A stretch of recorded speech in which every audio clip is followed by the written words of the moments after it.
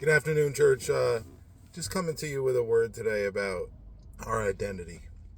I've been doing some work at the church. We've been doing a lot of work at the church. A lot of people have been involved in that process. And some people have been there since the beginning when the place was an absolute mess. And some people have come in along halfway in the process or towards the end. And, when people see it, it's like, oh, it looks so great. Everything looks so wonderful.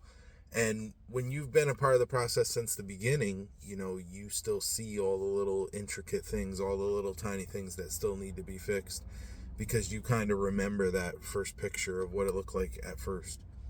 And in the same way, in our walk with Christ, we come to Christ as these broken creations, these, totally flawed people with all kinds of sin and all kinds of problems.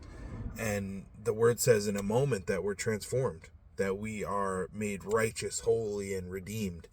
And it's hard for us to conceptualize that. It's hard for us to take that and put it on ourselves and to live that way and to live boldly that way and to live confidently that way. And I believe the reason for that is because we've been there since the beginning of the project. We know the original us, and we know that even though we've been transformed and we've been redeemed and we're being made righteous, but we are also wholly righteous, that all of that doesn't change who we knew ourselves to be before Christ. And that knowledge of who we used to be, that knowledge of who we still are at some level, because Christ is still transforming us. I don't know about you, but I wasn't made perfect in a moment's notice. I'm still working on that. I'm still working on being more like Christ. And I still remember those old parts of myself. And I still look at myself the way that I used to look at myself, not the way that God looks at me. And I just want you to know that feelings lie.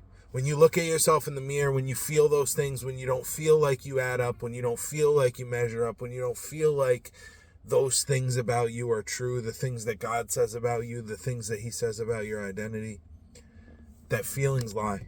Feelings have lied your whole life. And I know that if you've lived any amount of life, you know that that's true.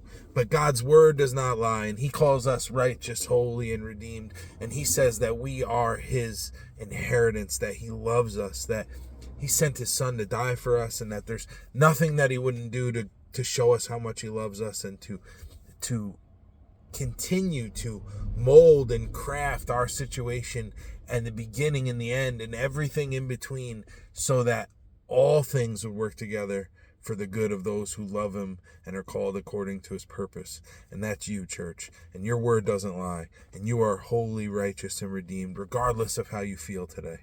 God bless. Love you.